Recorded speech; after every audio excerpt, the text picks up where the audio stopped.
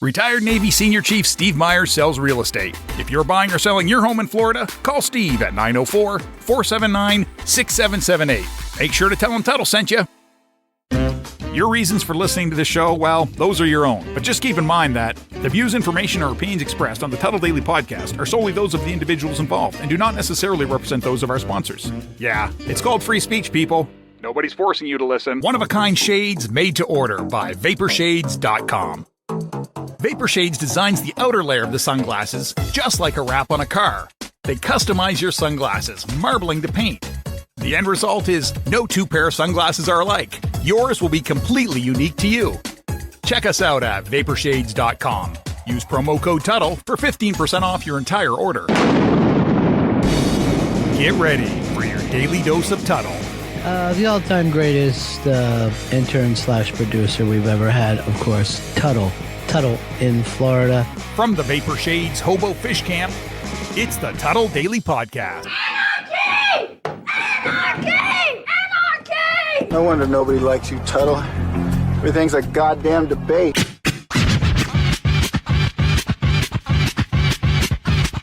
Welcome to another edition of the Tuddle Daily Podcast. Hope you guys are having a great day so far. I am at the Volusia County Fairgrounds right now here in DeLand, Florida. My mom and dad are getting their first COVID-19 vaccination today. I think they're getting the Moderna shot. So we're an hour early, just kind of seeing what's going on. You know, my dad does not get around very well. I mean, they've got this thing set up really, really nice. They got chairs, they have wheelchairs and stuff, so I'll be able to help my dad get inside. I'm not getting my shot today. I don't know if I will. Maybe. We'll see. But right now I am too young. They're only letting 65 and older, but they have an appointment. Very, very easy to be able to get done right now. So if you're worried about long lines and stuff, they're pretty quick. They have everything down pat.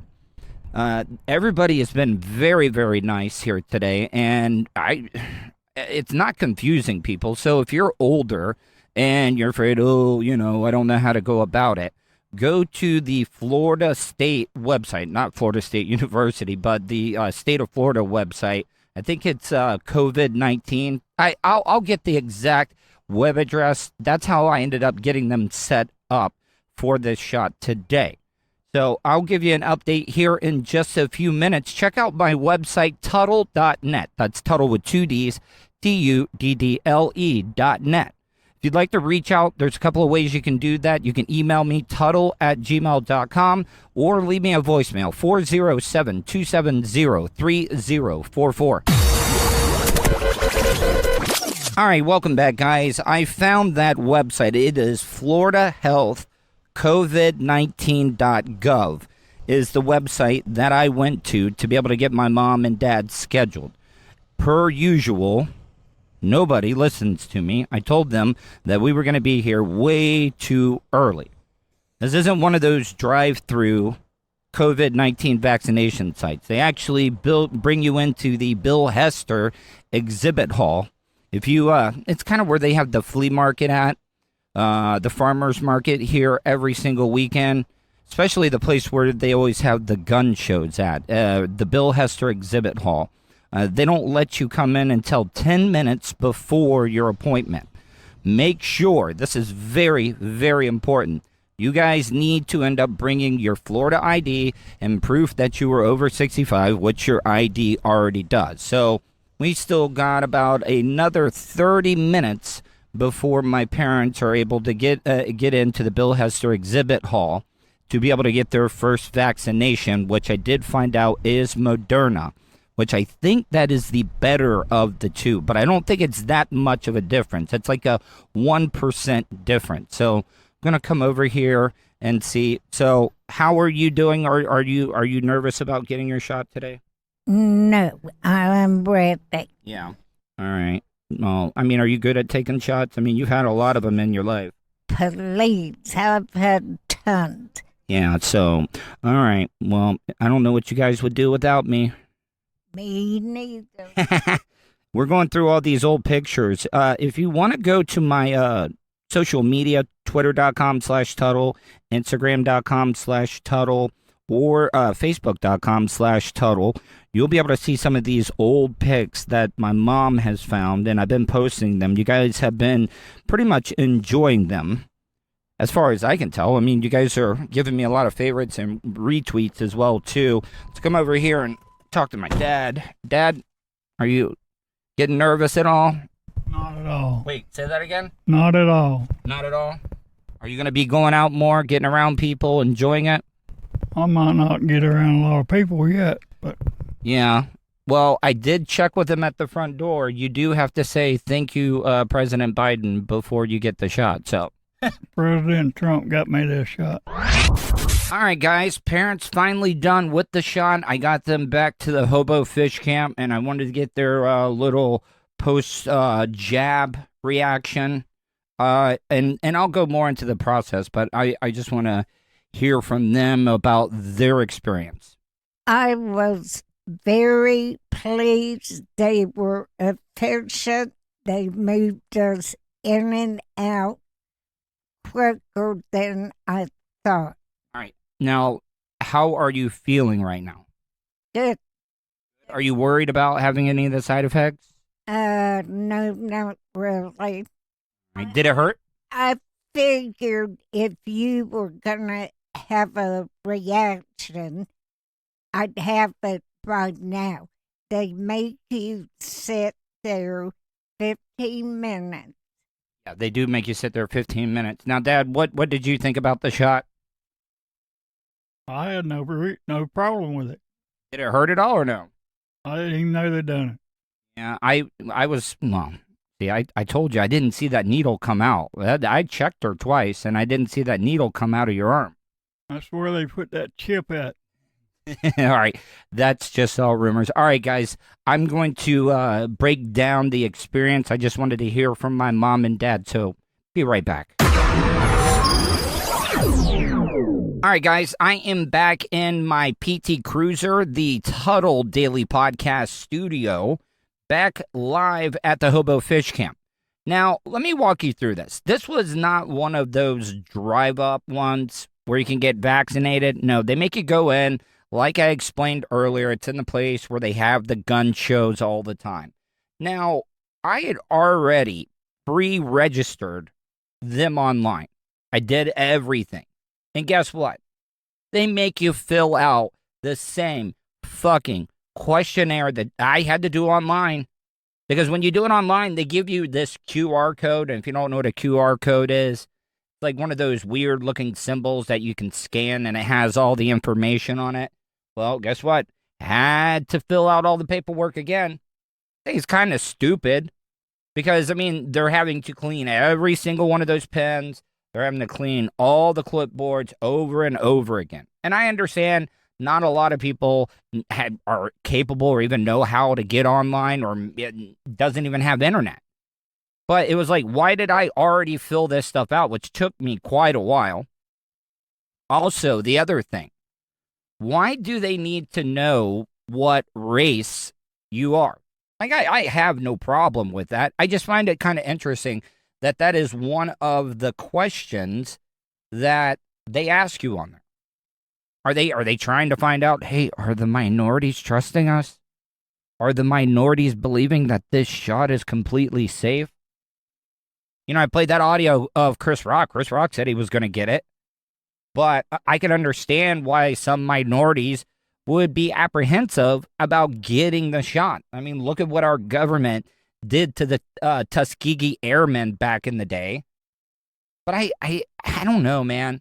I know a lot of you guys are anti-vaxxers. And if you are, don't go to... I'm just giving you a heads up. Because there are some people that are armed to the teeth just in case anything happens. And you guys were also right. Was not allowed to record anything inside that building because of HIPAA laws. And I didn't want to ruin it. I know that my dad, for some reason, was wanting the shot, and I got it for him. And then after this, this kind of freaked me out a little bit, that they make you sit in a waiting room for like 15 to 20 minutes before they'll let you leave. I mean, I've never had to wait 15 to 20 minutes after a flu shot. Not saying that the stuff is not safe, not saying that you shouldn't get it. I'm just saying that this vaccines were really, really rushed. So hopefully, fingers crossed, my parents are going to be just fine. I did see 2 older African-American women get their shot today. And that was the only minorities. It was all white people. The whitest place that you could ever be at. It was at a fairgrounds.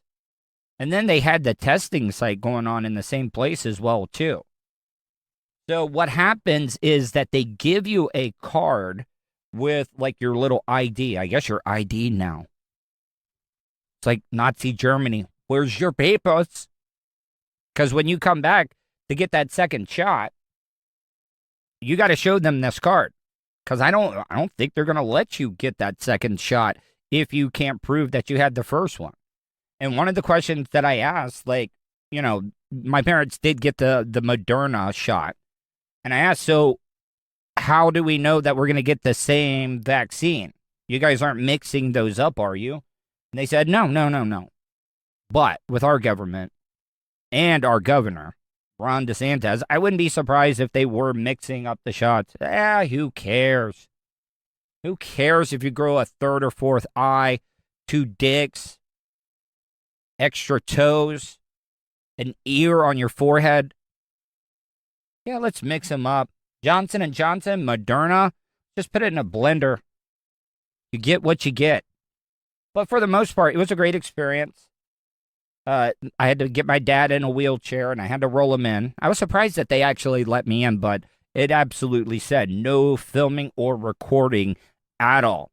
So, like I said, a lot of people there armed that were there for security. Very nice. Everybody was so nice. So, guys, it's not that bad of an experience. My parents were in and out in less than an hour. Be back in a few minutes. When I come back, I'm going to play a news story about the book of Dr. Seuss's. I think 6 of them are getting banned from schools. Be back in a few minutes. You are listening to the Tuddle Daily Podcast. He's a nerd, I've only been arrested one time. a radio personality, Professionally, I'm not in the best position that I've ever been in. and hot talk satirizer. You would think with everything that's going on, a Caucasian like myself wouldn't be able to randomly talk to an African American or a minority. You're listening to the Tuddle Daily Podcast. Wish you could have just flown and had your vehicle arrive a day or 2 later so you can enjoy more time doing what's important to you? Well, you can. Just give Starfire Transport a call. Let the professionals do the driving while you're flying. Starfire Transport specializes in RV and auto transport. They'll also haul watercraft from boats to PWCs, cargo trailers, and more. Service available throughout the continental United States. So don't wait. Call Brian today at 574-349-4193 or 989-751-6106 for your next move. 10% off for veterans past or present. Also, make sure to tell them Tuddle sent you for an additional discount. That's Starfire Transport. Do you have something you want to say? Hey, what kind of preacher is you? Leave Tuddle a voicemail, Because you're kind of ignorant. especially if you think he's being an asshole. No nigga, bitch. Will your hurtful comments offend Tuddle? No, baby. Call the show at 407-270-3044. No, baby. Welcome back to the Tuddle Daily Podcast. Yes, before I went to break, I was talking about Dr. Seuss books being banned. And I was like looking at some of this stuff, and it's not my place as a Caucasian to tell other races what is offensive or not. But God damn it, this story is so ridiculous because this guy, the guy that is up in arms about the Dr. Seuss books, are white. He's white. This story would have been so much more better if it wasn't a nerdy-ass white guy up in arms about some of the things that are in Dr. Seuss, and the things that are mentioned are ridiculous as fuck. The latest round of a racial reckoning is now reaching into children's literature involving the world-famous Dr. Seuss. The organization that controls his legacy has decided to stop publishing 6 of the author's books because of racist and insensitive imagery. Paula Tutman went looking for some perspective on a decision that has plenty of people talking. Before we get in and we hear the outrage from Nerd Boy, yeah, I can say the N-word because I am a nerd. But what I'm trying to say is some of the stuff that you're going to hear about, yeah, I can see where it could be offensive. But back in the day when these books were written, it was acceptable. I'm just saying, are we willing to just go so far with cancel culture that we're taking away and stopping kids from reading? Because I got to tell you, I really wasn't the best reader growing up. I had speech problems, still do to this day. But guess what? I read Dr. Seuss books. And let's not act like the Dr. Seuss family. What would Dr. Seuss think about this right now? So we're basically, because of some pictures that are cartoonish in a book, we're just going to be like, no, we don't want the kids reading anymore.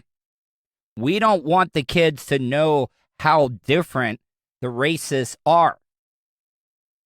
I mean, for real, shouldn't we celebrate our differences? We really, really should. But I think it's horrible. I think it's censorship.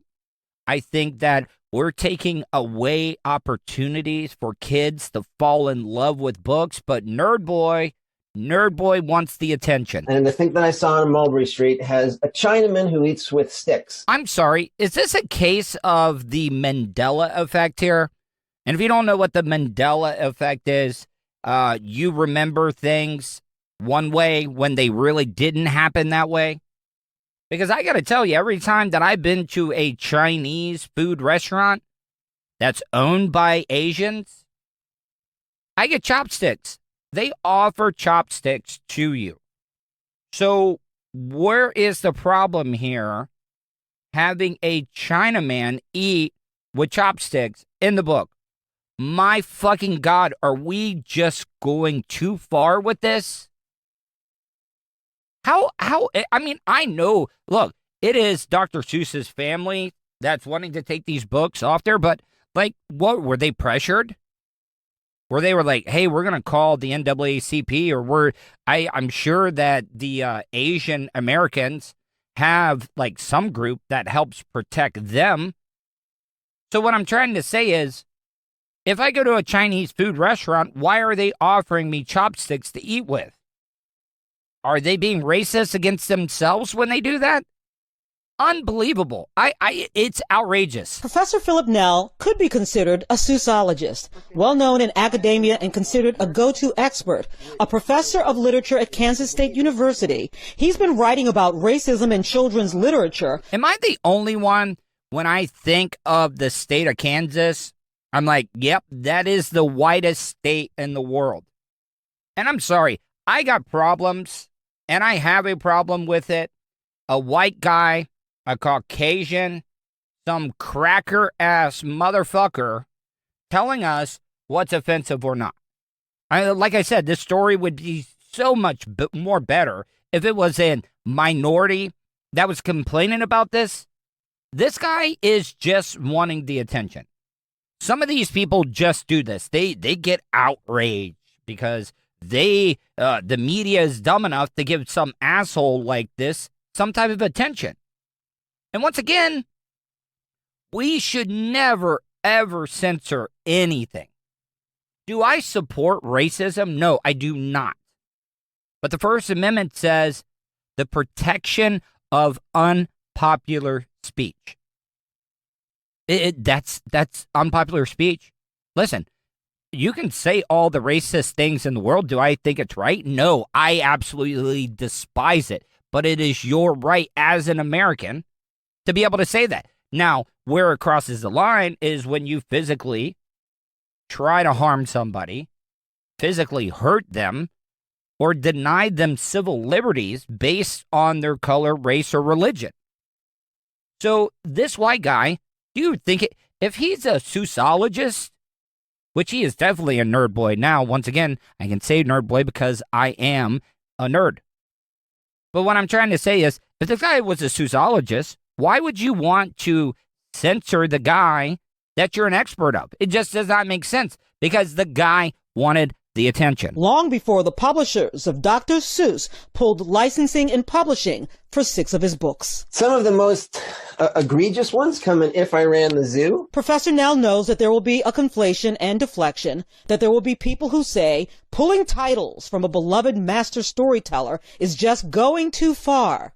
But he and others will challenge you to actually look at the content. Here's the African island of Yurka, and you can see the caricature of the 2 African men who, I mean, they're not only drawn in caricature, but they're made to look a lot like the bird, which further makes a connection between them and animals. Now, you cannot see this video, but he actually has his degree up on the wall. And I got to tell you, wherever he got this from, they need to walk in, not even be cool about it. Just pull that son of a bitch off the wall.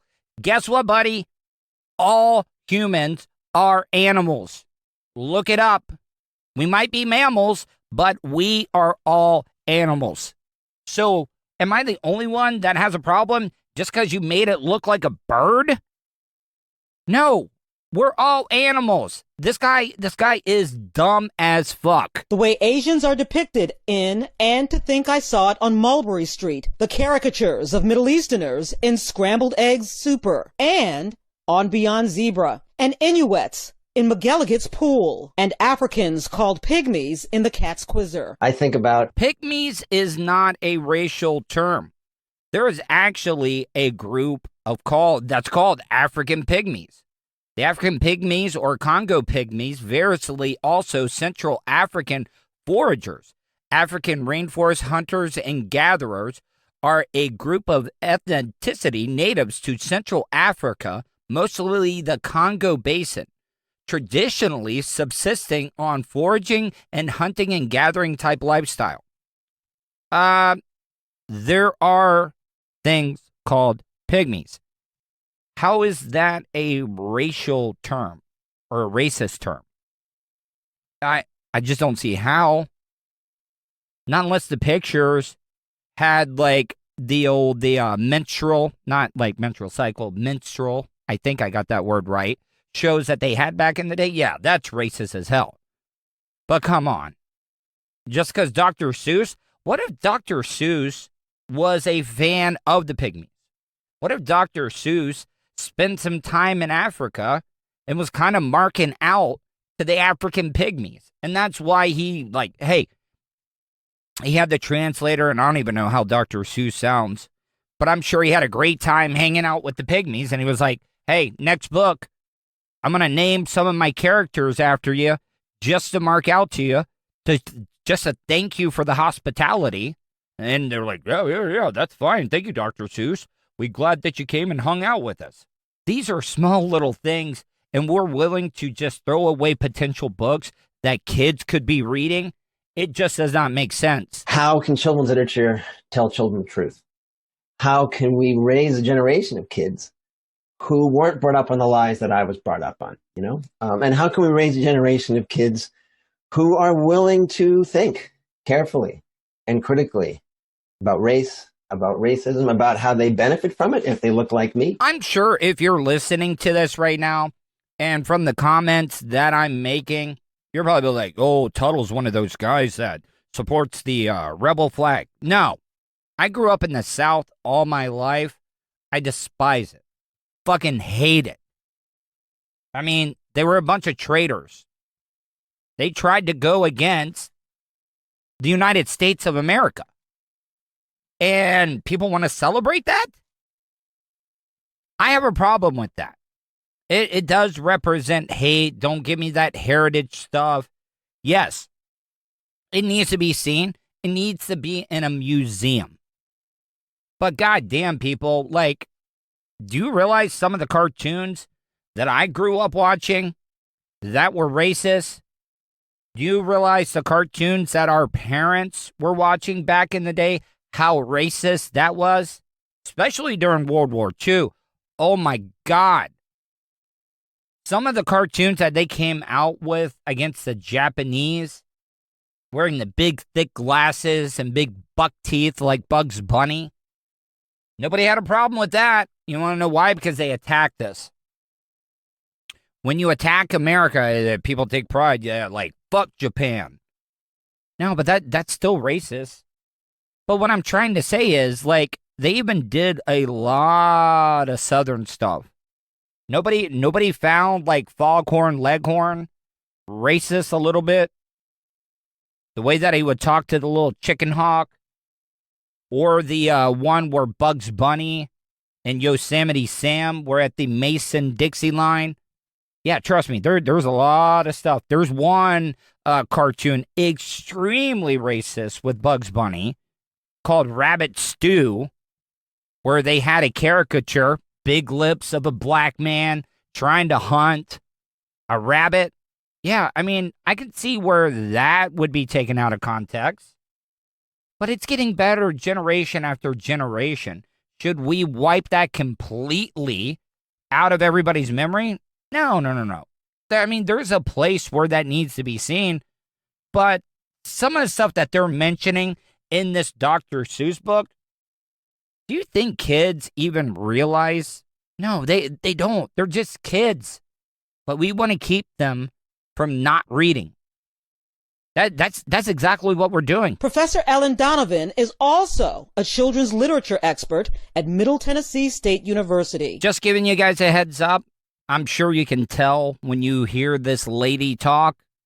She's another Caucasian. You cannot tell me that the news media could not get at least one minority to give their opinion on this story. By the way, the woman that is doing this report is African American.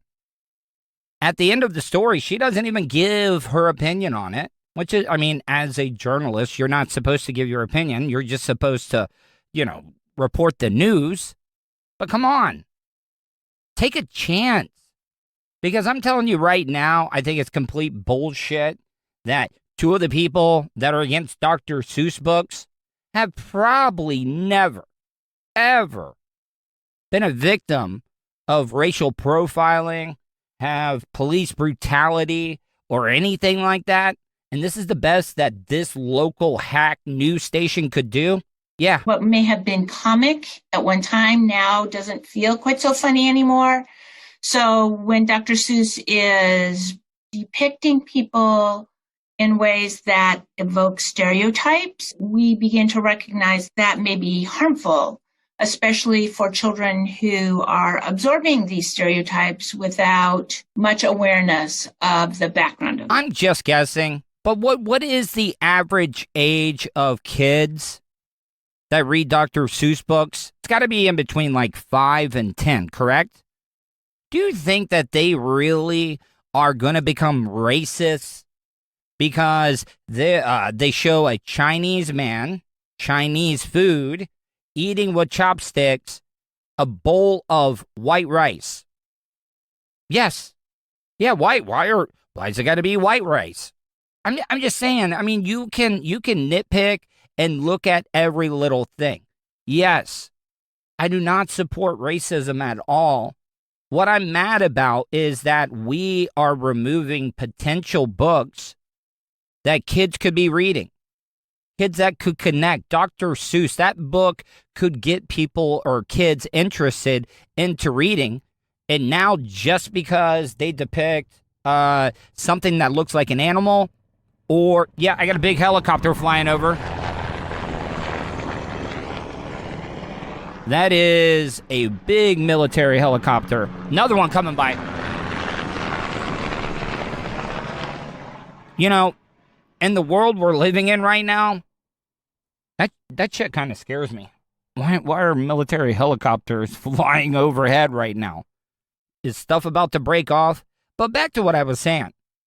I mean, we are taking away potential books that could help kids read over some dumbass shit like a Chinaman eating white rice with chopsticks. Like I said, previous point, when you go to the Chinese restaurant, they ask you, do you want chopsticks or regular utensils? Those stereotypes and what those stereotypes might imply. Let's take it out of the kids' books. And that is responsible. And, let's extend that responsibility to all of our culture. Let's make it better. Let's make the next generation of kids smarter than the current generation of kids, more compassionate than the current generation. All I'm saying, guys, is that are we going too far with cancel culture? One of the most important freedoms we have is the First Amendment. Now, this was removed by the Dr. Seuss family, I guess whoever is still left around, and I'm sure that they got pressured by somebody. And I'm kind of pissed off at the estate, whoever is in control of the Dr. Seuss empire, for caving in. Now, it could be offensive. But like I said, why do we have two Caucasians on this news report? It's bad reporting in general. And it's just two people. They probably don't give a damn about some of the things that are in this book. They just want their 15 minutes of fame, and this is how they could get it. I'm going to be outraged over a Dr. Seuss book, and the news is going to put me on. That's it. That's all that this is. When I come back after the break, I'm going to play you some more audio of bad reporting. Because I got to tell you, this guy was doing a story, and a live shootout between a suspect and police officers broke out. And the guy just dropped the ball. He muffed the punt. He could have done so much better. And that's why any of these local news media people need to hire me. Channel 2, WESH. Channel 6, WKMG. Channel 9, WFTV. WOFL, Fox 35. Because I'm telling you right now, if a live shootout happens between cops and a suspect, I'm going to be like a wartime reporter, and I'm going to get in the shit. Be back in a few minutes. You are listening to the Tuddle Daily Podcast. From the Vapor Shades Hobo Fish Camp. Man, maybe I would have way more sex partners in my life if I just threw caution to the wind. It's the Tuddle Daily Podcast. Tuddle's Daily Podcast is brought to you by StitchYouUp.com. For your embroidery, screen printing, vinyl, and direct-to-garment printing needs, visit StitchYouUp.com. Stitch You Up specializes in custom caps, shirts, decals, and anything you want to personalize. Whether it's one item or large orders, they can handle any size. Unsure about what you want? Let Stitch You Up help you with your logo design. Visit StitchYouUp.com or contact them, Eric at StitchYouUp.com. Stitch You Up. Definitely not your grandma's embroidery. Nerd. Radio personality and hot talk satirizer. You're listening to the Tuddle Podcast. Welcome back to the Tuddle Daily Podcast, last segment of the day. Don't forget, tonight at 8, I'm going to be doing my nightly live stream. My numbers have been growing tremendously because of you guys checking out my stuff every single night. Make sure you go to my YouTube channel, youtube.com/Tuddle. Make sure you subscribe. Make sure, because this is very, very important, you hit that bell button. Because when you hit that bell button, you're going to get alerted to any time that I put up any new uploads or I go live. But it's every night at 8 on my YouTube channel, youtube.com/Tuddle. Now, we've all heard that old adage of, oh, you got a face for radio. I gotta tell you, I've been watching a lot more local news, and it's either that the attractive talent pool is getting really, really shallow, or they were getting complaints. Oh, why don't you let unattractive people? I'm not even saying unattractive people, just normal-looking people. Because I have always wanted to. Because I made a name for myself covering the Casey Anthony trial. I mean, God, Cheney Mason even wrote about me in his book. He didn't mention me by name, but he called me a radio or media jackal. And I warned them. Those guys did this on purpose. If they thought that the media was being unfair or harassing them, why would you walk from your office, which I think was in the Bank of America building in downtown Orlando, and walk about a half a mile to the courthouse? You could have easily got in your car, drove into the parking garage right in the courthouse, which is catty corner, across the street, and never had to see any media. No, because they wanted to be out in front of people. And I warned them.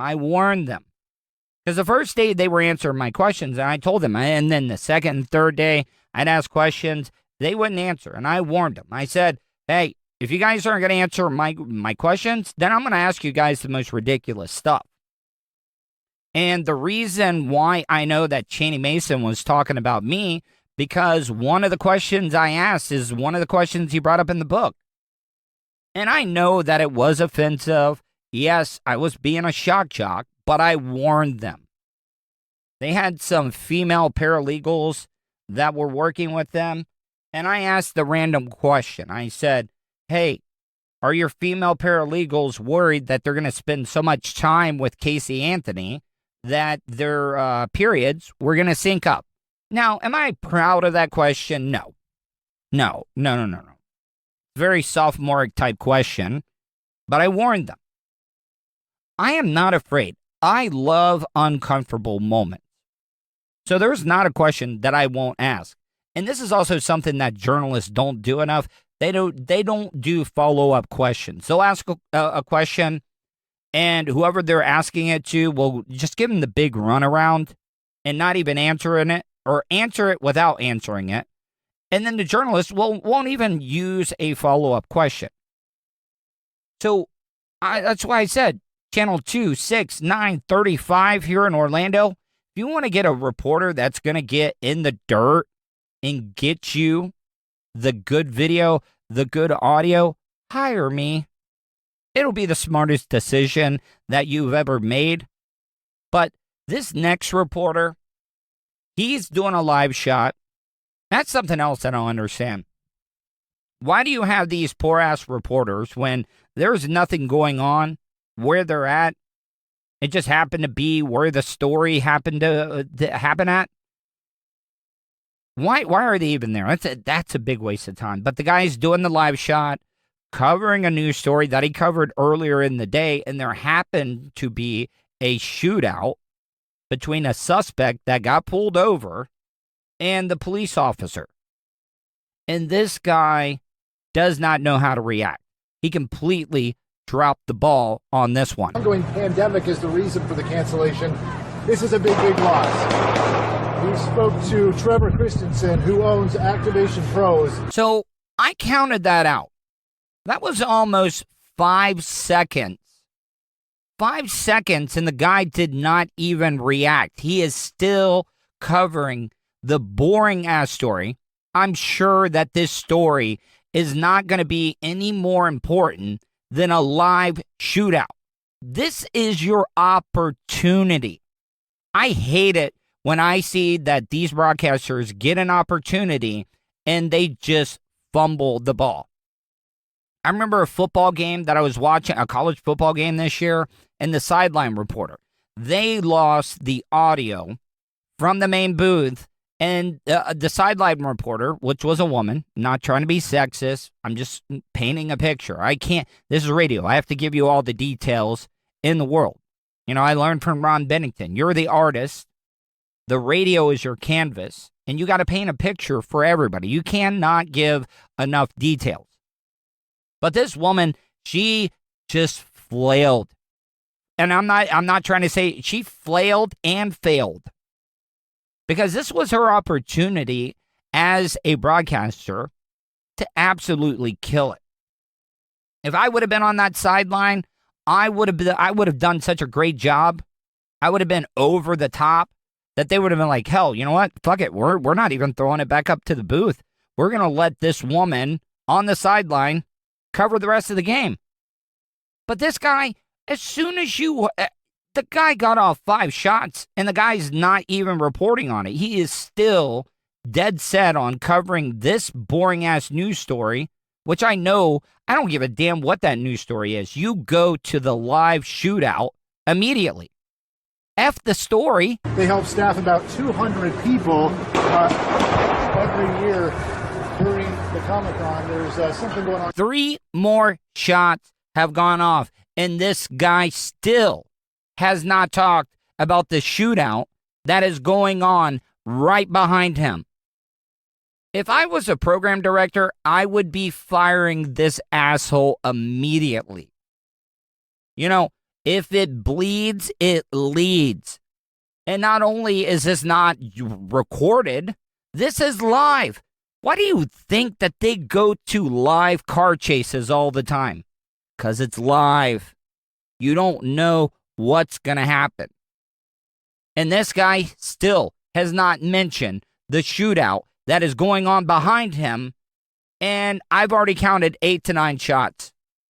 What the F? I think we have an officer involved shooting. Excuse me, I'm see if we can come back out live. There's a shooting going on right now between an officer and a car that he had just pulled over. I'm just being honest. This guy is horrendous. Absolutely horrendous.